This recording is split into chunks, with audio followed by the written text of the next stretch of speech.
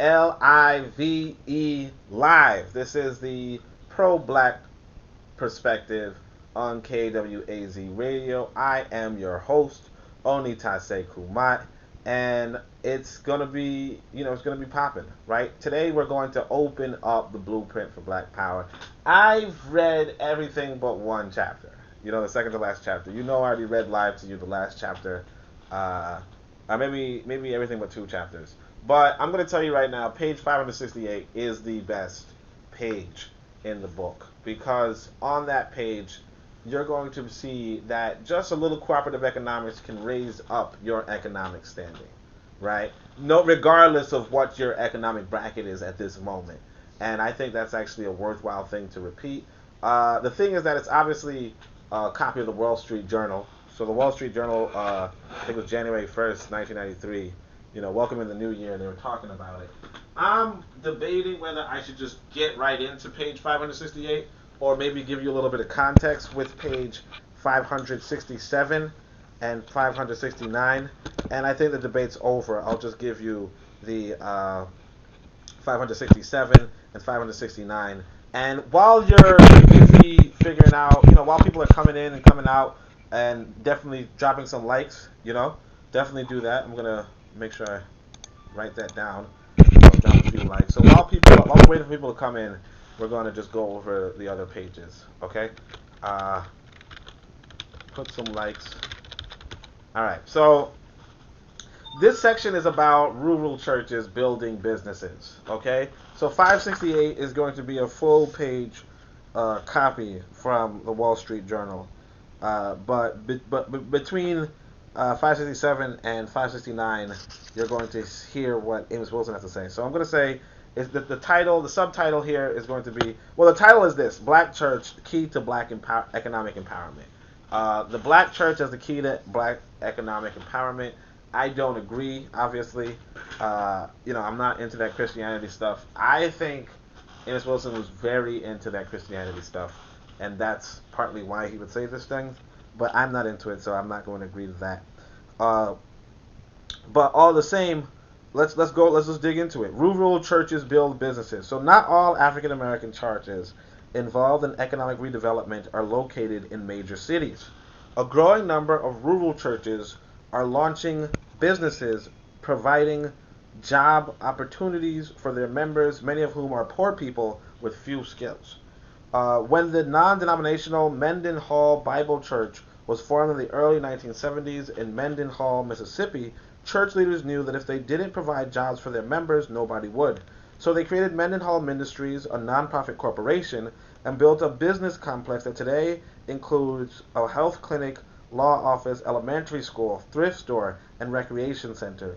The projects were funded by private and public grants and a few bank loans. So, let's see. Hello, greetings. I have spoke on this before about churches and money. Good topic. All right. Thank you. Delightful thoughts and idea. That was a delightful thought and idea. All right. So, yeah. But look at this right here. Mendenhall's Ministries eventually had business complexes, health clinic, law office, elementary school, thrift store, recreation center, and this is all just through cooperative economics. Now, it's not really just through, because like I said, it's private and public grants and bank loans. So, I mean, of course, again, like I say, the nation has to kind of give you permission in a sense, but that's really like that's one of the drawbacks to this whole plan inside of America, is that you have to essentially do for, like, you have to almost, say, hey, massa, can I, I'm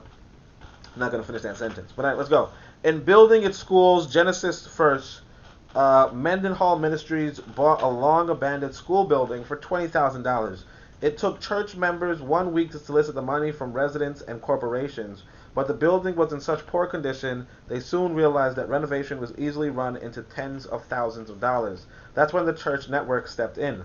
A church group from Aurora, Illinois, brought 162 people down here to completely remodel and refurbish the building, recalls Reverend Dolphus Weary, associate pastor and president of Mendenhall Ministries. They also brought about $75,000 worth of material to do the job. Dang. Okay. Flooding the community with skilled and unskilled volunteers, the Aurora Group spent 1 week reinforcing the 2-story building's foundation, making it possible for the rest of the Mendenhall community to finish the restoration in about 4 months. 4 months, okay? So it's not one of those short little projects that we tend to, oh, why didn't everything change? Why does the hood still look this way? 4 months is actually a short period of time, but it's still a long time when it comes to, our attention span, right? This is 4 months of working. It's not, just 4 months of sitting down tweeting or something, right? So Mendenhall Bible Church, with only 125 members, is now trying to lure a manufacturing plant to the community to provide even more jobs for its people. It stands as proof that a church doesn't have to be large or rich to bring about tangible, positive change. That's the word right there, tangible. Where are the tangibles?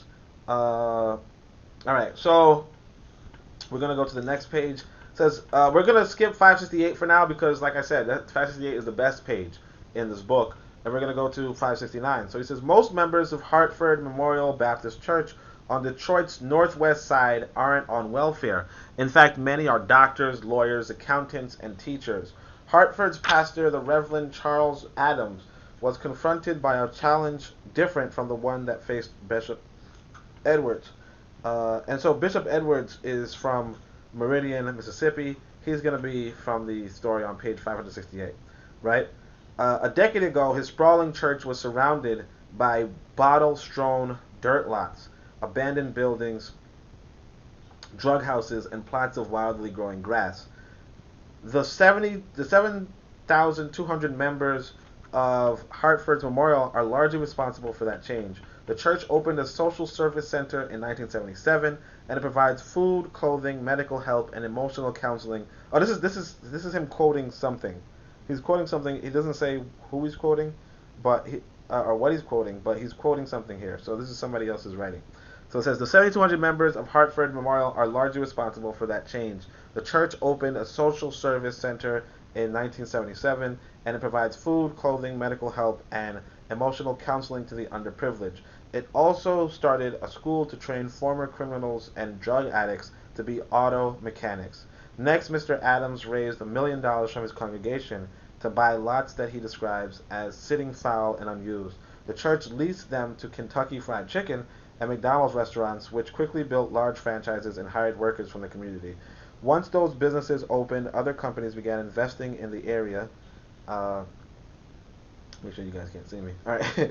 Once those businesses opened, other companies began investing in the area. The neighborhood is now home to, among other businesses, a Pizza Hut, Bally's hamburger restaurant, record shop, and numerous convenience stores. Hartford also owns several small auto repair shops in the neighborhood.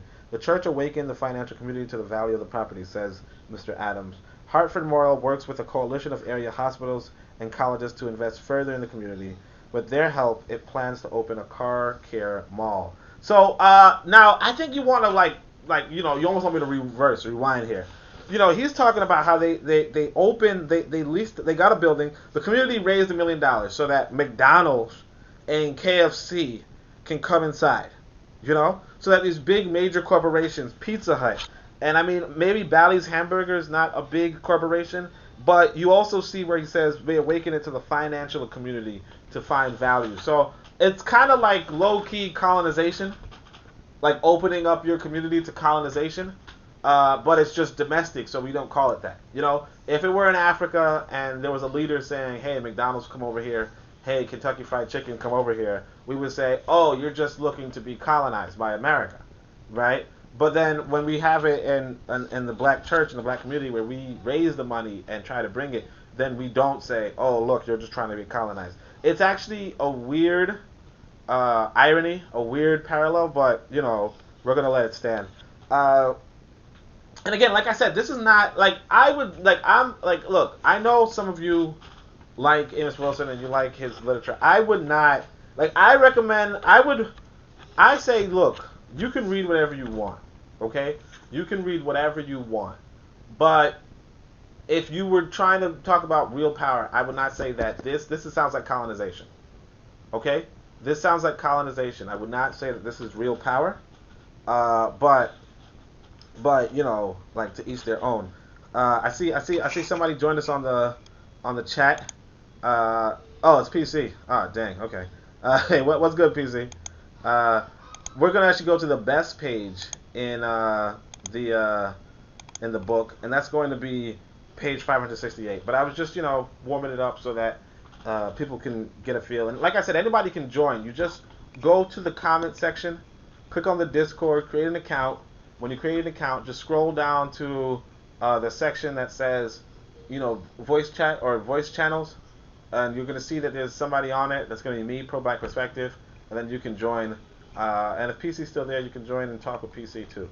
But the idea here is that they open up the church, they get the $1 million, and so on and so forth. So let's go to the meat and potatoes, the best page in the blueprint for Black Power, and that's page 568. And it's really about churches, the church using the Black Cooperative Economics. But I want you guys to hear it and listen and judge. And first, it's going to go down a list of what's going on in the cities, but then it's also going to give you a little bit, like a few paragraphs, and it's actually really interesting because it goes against the claim that we would need like a cash infusion in order to build up our economy. Like realistically speaking, if we just organized and did our cooperative economics correctly, we could have a better community. It's just the question is this though. It's like, do you want to open up yourself to white corporations? Because if you don't want to open yourself up to white corporations, then this might not necessarily be the way. But if you don't mind, then yeah, you can get money. All right. So serving the needy. So the city signs hundreds of contracts every year with black churches that provide social and human services. Here's a random sample. Sorry. The Richard Allen Center on Life, sponsored by St. Luke's AIM in Harlem, is $15.65 million for foster care. DeWitt Reformed Church, Lower East Side, gets $975,839 for Head Start.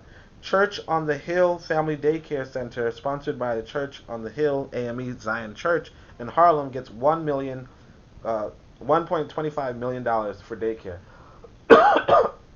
So of course this is just the city contract. So I think I was saying this in one of the earlier podcasts, I think maybe yesterday. I was saying if you're looking for real money, the city got money. Okay, so Sharon Baptist Church in Morrisania, the Bronx, $587,658 for Head Start. And see, like I said, these are the things that's happening. This was obviously a few years back, so 1993. But this is something that happens when you vote, in a sense. You're voting in these politicians who have to, provide city services, and they have to provide these city services through certain contractors. So, like I said, foster care, Head Start. Head Start is like when kids need extra attention early on. Somebody has to do that. So the city pays for it. Daycare, the city pays for it. Let's keep going. Allen AME Church, Jamaica, Queens, $133,000 and $845 to transport senior citizens. And you notice that a lot of these are in New York. I mean, yeah, actually, matter of fact, I'm looking through the list and all of them are in New York. But you see the reason why it's New York is because of the heavy. I want to say Democrat, but also the liberal, but also I want to say it's just that like pretty much it is that actually. But anyway, let's keep going. Because like in other parts of the like it wouldn't be the black church giving these services. It would be the white church, getting the city funds, so on and so forth. But of course, these aren't the best things in the world, but it's something. Allen AME Church gets $246,271. Sorry, $246,271 for senior meals.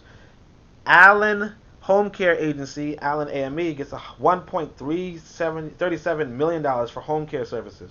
Cornerstone Baptist Church, Bedford Stuyvesant, Brooklyn, gets $861,114 for daycare. Bridge Street AME Church, Bedford Stuyvesant, in Brooklyn, gets $87,216 for meals for seniors. Concord Baptist Church, Bedford Stuyvesant, $1.52 million for home care of seniors. And you understand, like, sometimes you go by the church and you're like, oh man, how are they feeding people? And it's like, look, the city is paying for it sometimes. You understand? The city is sometimes paying for it. And that's something that like we're not really catching up on. is that, you know, yeah, you know, you want to talk about group economics, you want to talk about so on and so forth, and you want to say, hey, look, the church is a good example. Look how they do so on and so forth, and the city is paying them, and then there's a reason why they also endorse the city in turn, or why you might find your church is promoting a politician, because that politician is writing their name in when they have to, you know, when they're deciding who's going to give out free food, you know, and, you know, build up the congregation in a sense, right? Cornerstone Baptist Church, Bedford-Stuyvesant, Brooklyn. I think I just said that about the daycare. Then I said the males too. And home care, yeah. Concord Family Services, Concord Baptist gets $1.27 million for foster care and senior programs. Abyssinian Development Corporation, sponsored by Abyssinian Baptist Harlem, gets $619,924 for Head Start. North Presbyterian Church, Washington Heights, Manhattan, $534,662 for Head Start. Glorious Trinity Baptist Church, Crown Heights, Brooklyn, $75,197 for youth activities. Discipline Outreach Ministries Incorporated, sponsored by Discipline Chapel in Sunset Park, Brooklyn, $387,000 for youth programs. God's Deliverance Temple, Jamaica, gets $8,500 for youth programs. Canaan Baptist Church of Christ, Harlem, $44,205 for senior and youth programs. And Miracle Makers Incorporated, sponsored by the Free Will Church of God in Christ, Bedford-Stuyvesant, gets $674,569 for daycare. And I mean, you might say, well, look, why did you read that to us? That's kind of boring. Yeah, but you see how the church is getting daycare, youth programs, and foster care, and senior programs money, you know? And that's something that the city is doing. You know, the city's doing that. You know, a lot of people say, what did the cities do for us? And it's like, well, they're doing the foster care, they're doing the youth programs, they're doing the health care, you know, whatever, all the things you think is good in the black community, you think the black community is doing good, right, through the church. This is what the city is doing, you know. So that's really, or that's what the city is partially paying for, and it's a bigger system than that. You know, it's a bigger system than that. So even if we were trying to compete, you know, the reality is that if we're not, if the politics is not even into the black nationalists or the black nationalist rhetoric, then chances are you're not going to be able to compete with that kind of money. You know, I don't even, like, for instance, you know, I've been active. I don't really see $534,000. You know what I'm saying? I don't really see that in this, what I do, you know? But let's keep going. The city of New York enters into hundreds of contracts with black churches yearly. A sample of 23 black churches and church alliances handed over $61 million of government grants in 1990 to 1991. Okay? So $61 million to black churches. Yeah, that's crazy. The tax roll lists 5,268 houses of worship in the city of New York, with Brooklyn, predominantly black area, the borough of churches leading with 22,206. This does not include hundreds of unincorporated storefronts, right? The effort to become involved in economic development at Greater Christ Temple Church. So this is the best part. I'm getting to the best part now. Hopefully there's enough people watching. Yes, 3 people is enough. Anyway, 3 people's a lot for me, so I appreciate everybody for listening. Let me just write that. Appreciate the tuning. All right, so let's go. This is the best part. This is the best 1, 2, 3, 4, 5 paragraphs in the book. So let's go. The effort to become involved in economic development at Greater Christ Temple Church in Meridian, Mississippi, dates back to 1977, when Bishop Luke Edwards gathered his 200-member congregation to discuss salvaging his parishioners' pride and their decaying community. The bishop's task was formidable.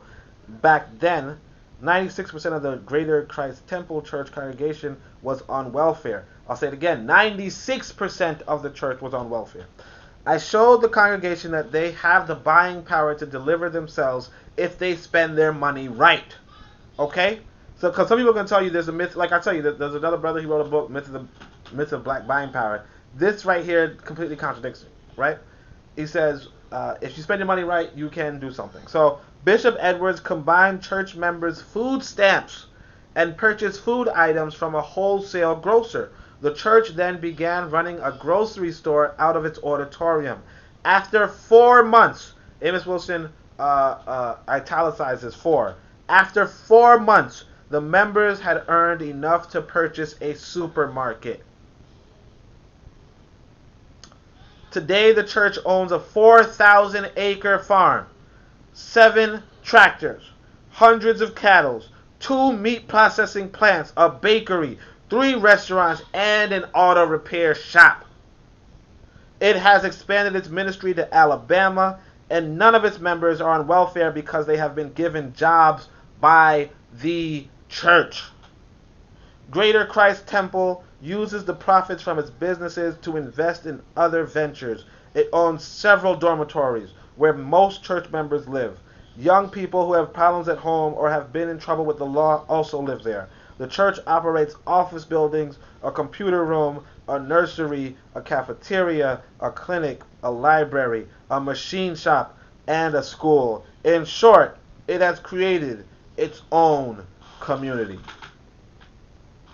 I'm telling you, like this right here, like I said, I wouldn't recommend the book per se, like as a real resource, but like, you know, there's nothing wrong with reading, you know, even if you feel like you don't like a book, there's nothing wrong with reading, you know, to an extent. If the book, like, this is not the worst book, like obviously I can't read certain other books, you know, like some books you just can't read because you're just like, this is just, you know, like it's just like you still can probably get value from any book, you know, you can get value from any book, but sometimes, you know, you don't feel like reading other books, but this was but like I like that one, you know, I like that particular story because like this book is gonna tell you, like this book Blueprint for Black Power is gonna tell you a bunch of stuff that you're probably gonna be like, what are you talking about, right?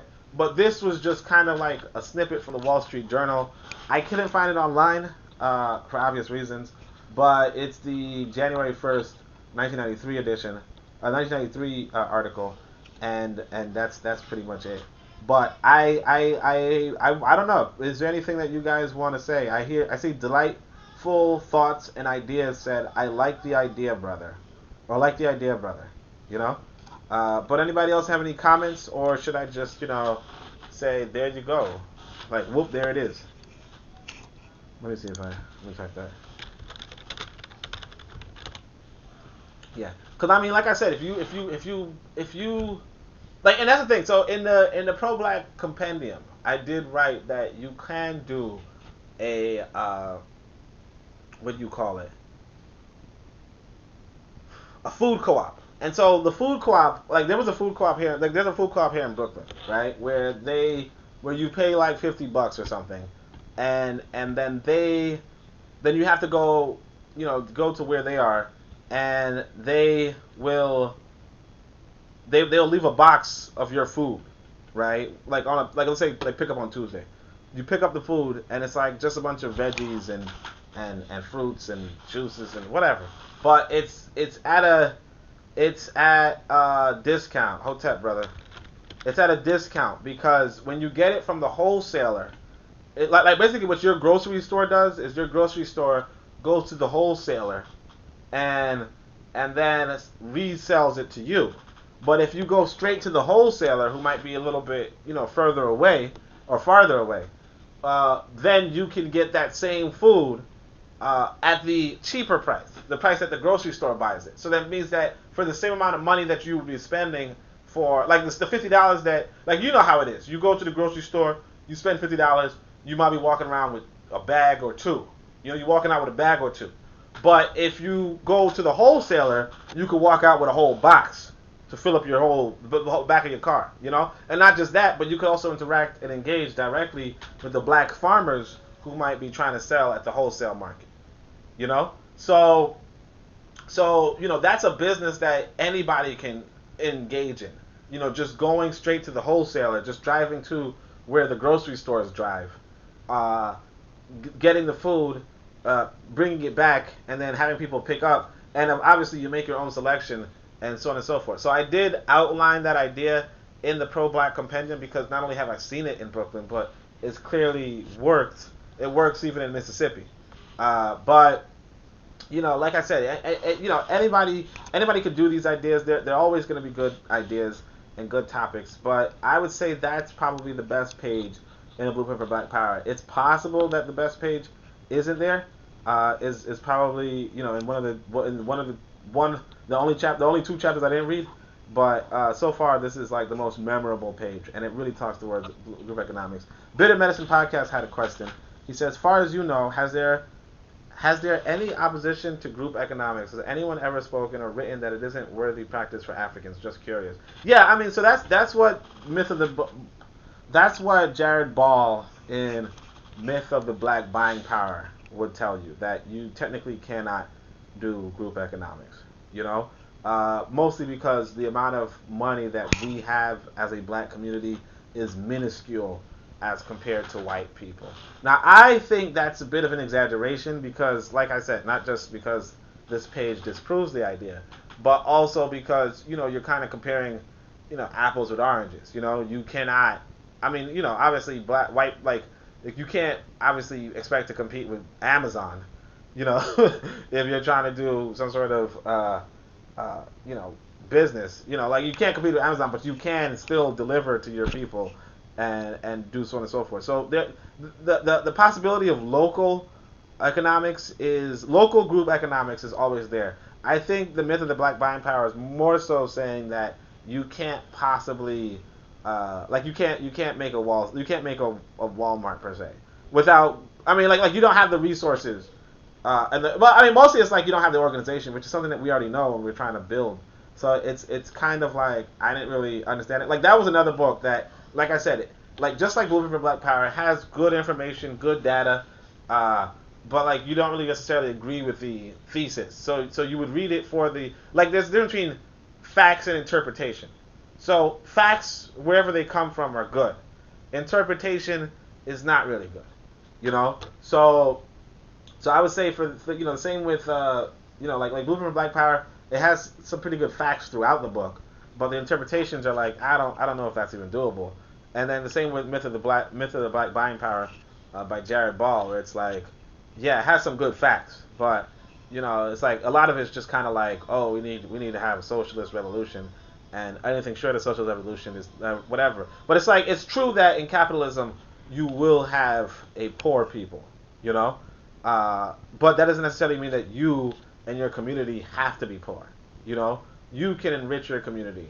But again, even in this example that Amos Wilson is putting out, that you almost have to play by the rules, though.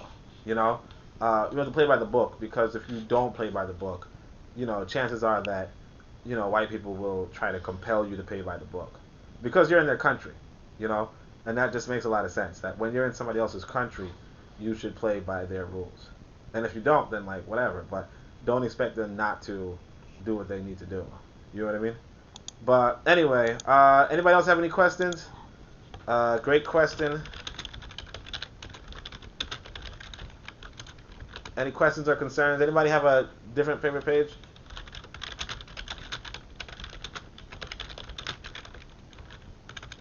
Or should I just, end it and let y'all on the way? Alright, well anyway, we'll chat another time. Thanks so much for listening. This has been the Pro-Black Perspective on KWAZ Radio. Make sure you check out everything that's being produced. And thank you so much for listening.